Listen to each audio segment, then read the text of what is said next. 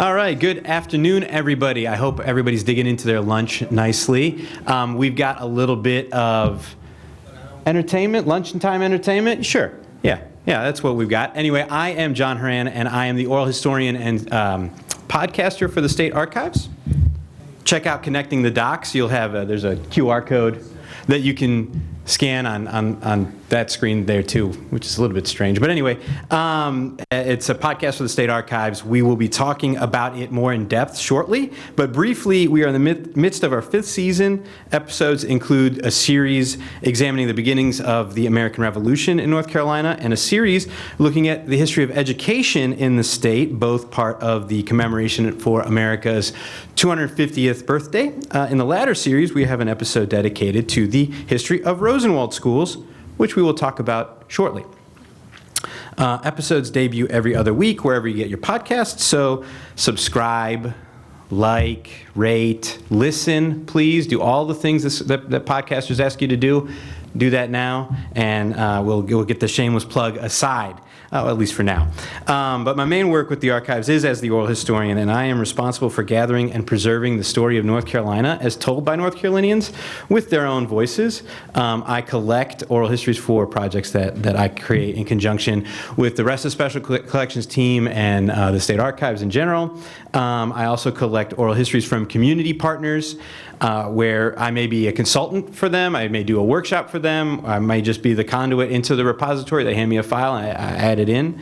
But today we could do an overview of what oral history is, a discussion of one of our collections, the School Integration and Desegregation Project. We'll listen to some clips from oral histories, and then we'll showcase how we use this work for access and outreach. So I'm happy to be here with everyone to give this talk and answer any questions you may have about oral history and working with the State Archives. So hi, I'm Annabeth Poe. I'm the Assistant Oral Historian at the State Archives. I've been at the Archives since February, having graduated with my master's degree in public history here from NC State. Go Pack. I'm interested in the ways in which different forms of media can be used to tell important historical stories, something that I've had the opportunity to explore as a previous intern at the Archives, working on the podcast. Yes, this is a second plug. Like, subscribe, listen to us. We'd really appreciate it. And I also now have the opportunity to listen to these incredible stories from the Archives as the working with the oral history collection firsthand. And I'm very excited to be here today to share some of those clips. All right. So oral history seems like a straightforward thing. History is what happened, it's the past, so oral history must be a spoken account of that past, right? Well, of course, but it's also much more nuanced than that. What is oral history? It's the process of conducting interviews to gain knowledge about the past told by the people who lived it in their own words. So to go a step further than that, it is an extremely complex blend of art and science. The science comes into play in the outline of data collection. So when you come up with an oral history project, you're seeking to interview people that can speak to a specific set of themes or issues. In other words, you're collecting data. But at the same time, it's also very clearly an art, because while you want to collect historical data points as told by various narrators, you can't interview everyone all the time about everything. So you have to choose. And that's the art. You have to blend the right group of narrators in advance. And then during the interview itself, you have to be aware of where you want the interview to go, where the narrator or the interviewee wants the interview to go, and how you're going to blend those two expectations. So as a result, oral history is inherently a collaboration. I'll explain. First, we have the interviewer or the oral historian. This person works alone or as part of a team, attempting to create a framework of questions and themes to understand a particular part of our history. But all of the questions and materials we could put together would not work in a vacuum. Of course, we need interviewees, who are sometimes called narrators, to tell or narrate their stories. Everyone has a story. That's clear. But the trick is to record those stories in an understandable way. An interviewer without a narrator is a person full of questions without any answers. An interviewee without questions to answer can get lost on tangents. The value of oral history is that it is a collaborative process that helps us answer questions and provide data to understand our past. It also gives people a place to share and store their memories for others to listen to in perpetuity. We have a handout about oral history if you're interested in conducting one at our table in the exhibit room. So please stop by and talk to us. We'd love to hear from you, talk about ideas that you might have, how we can help, any of that. Please see us. By engaging in oral history, we get a fuller picture of the past, our past. Everyday stories become extraordinary stories. Okay, so back in 2021, we conducted an interview for our She Changed the World oral history project, and it happened to be with an individual. I can talk about that project in a moment, but this particular individual made changes in the field of education, and her name is Dr. Norma Sermon Boyd, and here is a little bit of her story. I arrived on Sunday and I interviewed in Spotsylvania County that Monday and was hired on the spot. And that was a very interesting transition, not what I was anticipating, because the job offer was at the Black High School.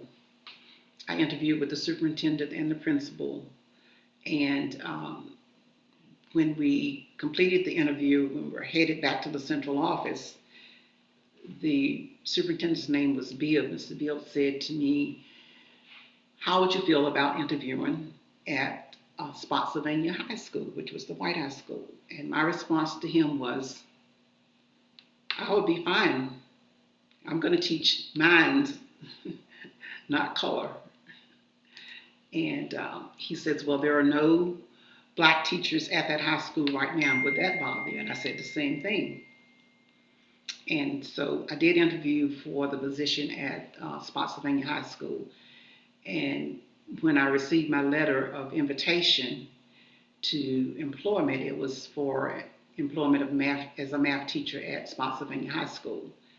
And I knew then that I would be the only black teacher at that high school at that particular time that day. But I accepted it, and it was challenging in terms of work-race relations. But it became a very positive experience also, because I knew who I was. So calling me names did not bother me. I didn't try to respond or get angry. I just knew who I was and continued to act like that. And I think it proved to be very beneficial. So, of course, she discusses in this clip about being the first African-American teacher in the white school. But her whole interview inspired me. Around the same time, the head of special collections came to me and said, "Well, we should do an interview with the individual who was the first to attempt to integrate Raleigh City Schools." More on that in a minute. But for now, I got to thinking about how we can create a project that attempts to collect stories around the desegregation and integration of schools on all kinds of levels.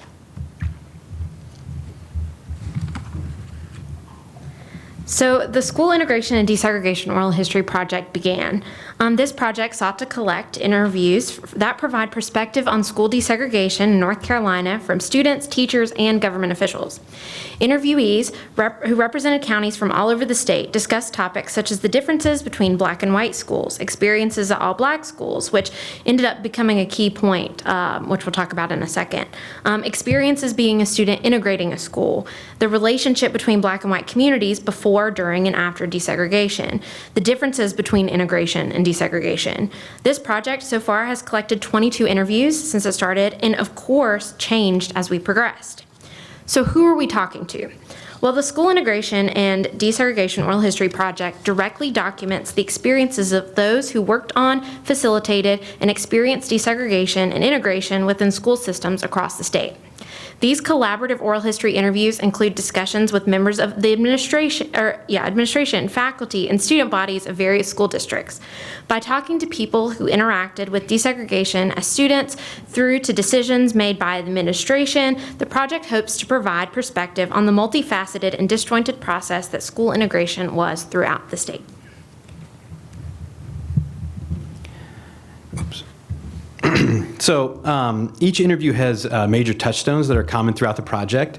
Every individual is asked to provide an in-depth look at the differences between segregated and desegregated classrooms in the 1950s all the way through the 1970s, because, as we know, it didn't happen overnight. And we also seek to gain an understanding of the nuanced differences between desegregation and integration. Those two words don't mean the same thing. Furthermore, we hope to kind of understand the impact of statewide policies like the Pupil Assignment Act, the Pearsall Plan, and something called freedom of choice.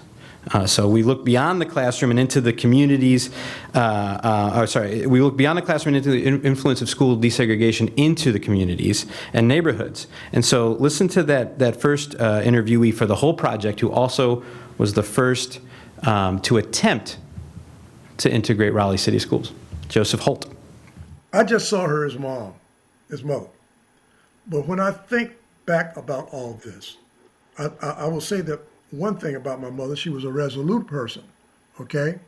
And once she had made her mind up about something, hey, you didn't get her to change it easily. But she was a very kind and compassionate person. I think anybody who knew her would describe Elwina Holt as a kind and gentle, compassionate person, but she knew her rights. Yes, it took a great deal of courage to stand her ground like that.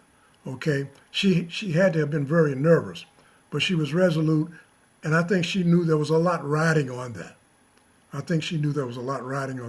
And she just was not going to yield. She didn't go down there to yield. She didn't put in the application to yield.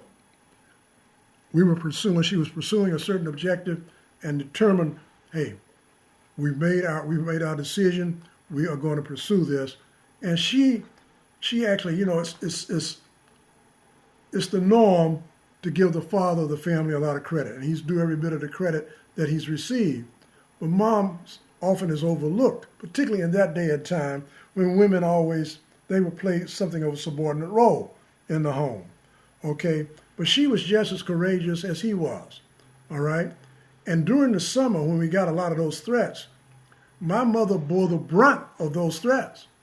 She was the one at home during the summer. He was still working, but she wasn't teaching school during the summer. So all those threats that came into the home over the phone, the calls also from the press, she fielded all those calls from the press. She had to deal with all those threats on the phone during the summer, all the obscene, mean things that were said.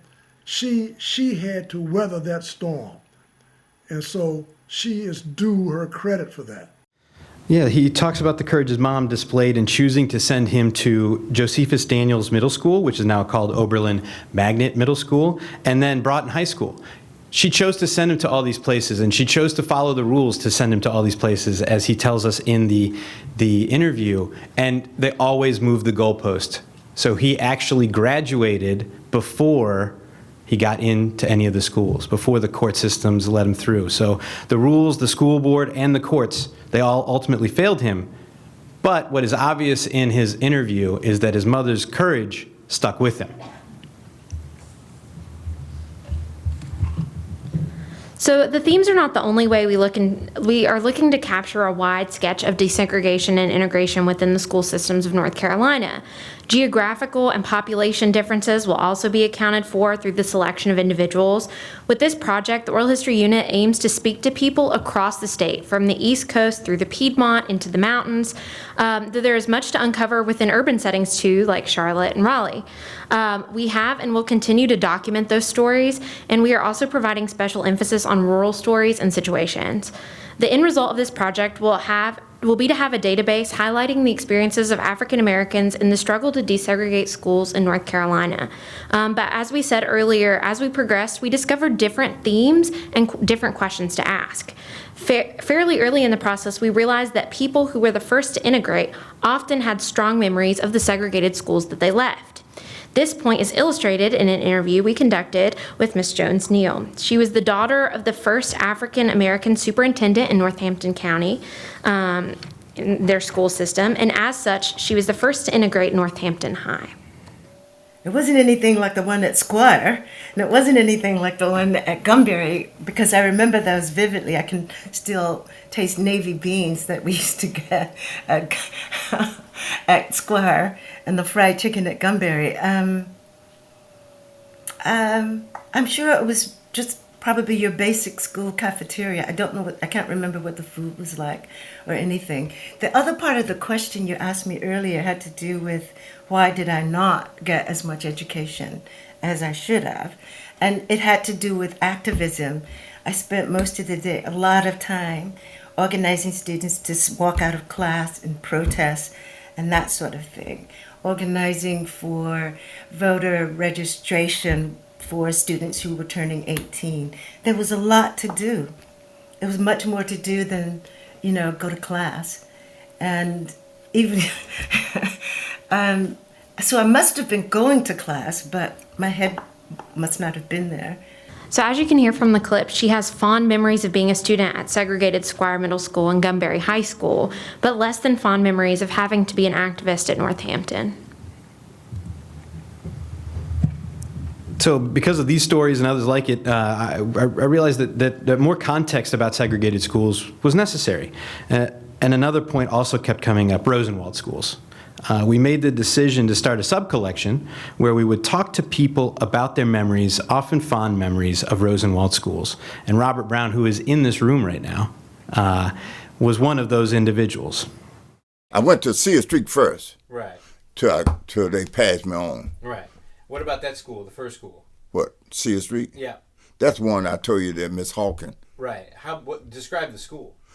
It's you see, when you walk in the front door of that building, Mr. Horan, he was the principal there from Lewisburg. His name was G.V. Horan. He had his room there.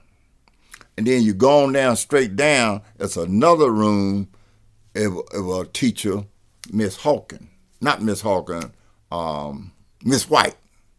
She taught, someone had a limp in her leg, but she taught there. And then on the left, my teacher named Miss Hawkins class. And they had the pot-belly stove, old pot-belly stove. And Mr. Horan knew my dad had died. And my brother, William, 2 years older than me, he was real smart. Real smart. He made him in charge of showing us the cowboy movies once a month. He the only one that worked the projector, put the roll of film in, and then cut the lights off. We'd sit there once a month, watch Hopalong Castle or whoever movies he got for us. My brother, the 2 years older than me. And he made him the janitor of that school, too. So I would go over there in the morning, early in the morning, before the teacher get there with my brother William to help him make up the fire in the old pot-belly stove. And they had coals in the back. They hid back then coal. So I would go with him and help him make up the fire. But I always was proud of my brother because he showed the movies, he was the janitor, made the fire, and at the end of the year, he would carry my brother to Myrtle Beach and got him a job for the summer to help my mother. So that was a blessing for my mother and a blessing for him too. So anyway, that was the memory that I had going to Sear Street, feeling proud that, my brother, that 2 years older than me, was the janitor, and he also was the one that showed the movies, and also going with the principal. So there's a lot of pride there, and there's more to uncover in a minute. But ultimately, the School Integration and Desegregation Oral History Project, it seeks to fill that knowledge gap between Brown versus Board of Education in '54 and the beginning of mandatory desegregation in the '70s. And the Oral History Unit is actively seeking to record these personal histories and personal memories, and often difficult stories of how this process took place. And the stories will then be preserved as part of the official record and shared across the state. And so, speaking of sharing these interviews, we got this slide again, which means you have to, if you haven't already subscribed, you get another chance. But here we go. So we add them to our collection. They become part of our catalog, and then we accession them and we put them online and accessible through our digital collection. And that's not where the story ends. That's a database that you can go through and listen to the full-length interviews if you like. But so those of you yesterday who saw the documentary that was put on, a lot of what I'm about to say will be familiar to you. And if you haven't seen the documentary, I really commend it. It was terrific. But as we said, in this season of Connecting the Docs, the podcast that you subscribe to, we decided to do a series on the history of education in the state. And one of the themes is America 250. Of America 250, it's When Are We Us? And we decided to showcase education as part of that effort. And the first in the series, and in fact the first episode in the season, was an in-depth view of Rosenwald schools and the Jeans Fund. So instead of having me explain it, listen to this. We found many of the schoolhouses in such poor condition that they were really unfit for use, and the efforts were made to replace some of the worst ones with new buildings. By explaining to the patrons in these communities the splendid offer of Mr. Rosenwald to assist them in obtaining new buildings, much interest was aroused, and people willingly pledged as they were able. Those buildings are some of them are still there, and our partners here in the Department of Natural and Cultural Resources are working to preserve those buildings where they're still in existence because of their legacy for the community. But certainly their heyday for the Rosenwald schools was from the 20s to the 50s and early 60s, when integration, I wouldn't say forced them to close, but in general, in most of the counties, during integration, the African American students were moved into the white schools as opposed to the reverse. So in general, that's why a lot of the schools stopped operating in the 60s. Sure. Yeah, we actually, one of our oral histories in the school integration talks about Rosenwald schools, and they in the integration oral history project, and this individual in Cleveland, North Carolina, talks about it and how that building's still there, and it's still their sort of meeting center. Well, the Rosenwald schools became part of their community by being community focused, like a community center. And this is a good example of how a statistical report, which happens a lot in state government records, has a lot that you can dig out. Because numbers, you gloss over numbers at first. You're like, oh, this is just numbers and statistics. And there's literally a table of statistics. And oh my goodness, I don't want to look at a table of numbers. But if you dig deep into them, you get to these social stories of inequity, these social stories of what's actually going on. And they back up what we're seeing in these other letters and correspondence, and gives you some understanding of the situation in real time, circa 1932 and 33. It's in a way, I encourage people, we did last year in our episode on the Treasurers and Comptrollers papers, go beyond just the in that case it was the money, in this case go beyond just the numbers and see what the numbers mean. And if you're willing to do that, state government records particularly is one of the richest areas in our holdings because of things like this. And if you need help understanding what the numbers mean, you can go back and listen to oral histories that talk about the experience on the ground, and therefore give you that kind of roadmap to look at these numbers in context and have a greater understanding of what's going on in the state and what's going on with these Rosenwald schools and beyond. So I also want to quickly give a special shout out to State Archives intern Luana McCullough, whose voice you heard there in that clip, and she did a lot of great work on the episode. But before we conclude, I want to share one more clip, and this is a clip for an interview that I conducted with Sharon Davis. She is the current Register of Deeds for Durham County. And I say current because she also just won, so I wanted to double check before I said that and said it wrong, but it's correct, she did win. Anyway, so this is the clip. We kind of really liked where we lived. Like I said, we were all part of this little town called Cleveland, North Carolina. It was a small, knit community, and our house was very close to the old elementary school. It was like one lot between our house and the elementary school where we went to school for the 1st to the 4th grade, and that was the old Rosen. We found out later years that was a Rosenwald school that we, had gone to when we were younger. But of course, we didn't find that out until well after we had graduated. But of course, we still have our family home right there too. So that building is still part of our lives because we see it all the time, and it's now being renovated to be a community center for the neighborhood. But the school was always there.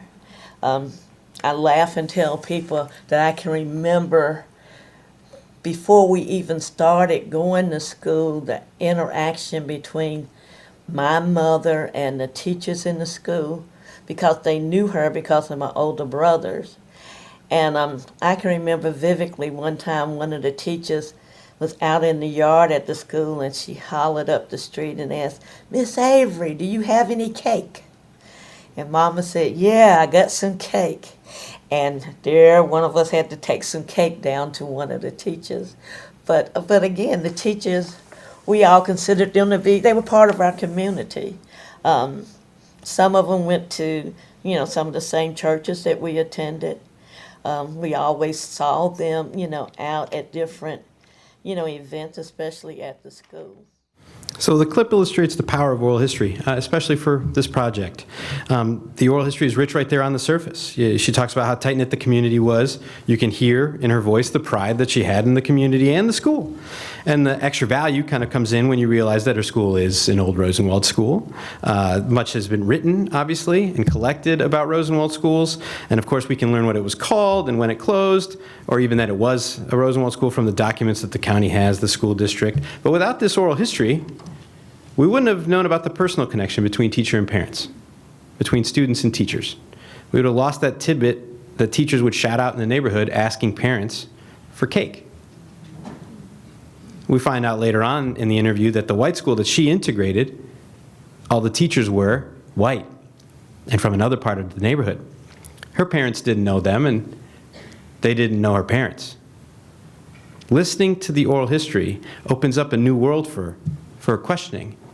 It makes us ask the question, what was lost as schools desegregated? So in fact, I'd love to ask you that question. If you were the first to desegregate a school, or if you'd like to share your memories of your Rosenwald school, or you'd like to share your story in general, we'd love to hear from you. So we can talk about it in the hall next door, and sign up. But without this oral history, without your stories, taken with others, of course, we miss out on the personal touch that can't be gained through impersonal documents. We take the history that we know and we augment it, and we make the everyday extraordinary. So we got space for questions, and here's our contact info, and then of course, like I said, we've got a table here that we can you can all come and sign up. I'm sure there's going to be a line out the door.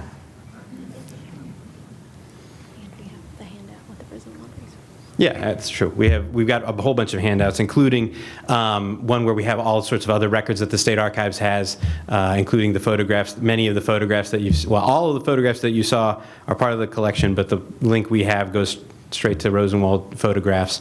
And yeah, just come see us and get all of the information that you need to start your own oral history projects and do your own research. So thank you.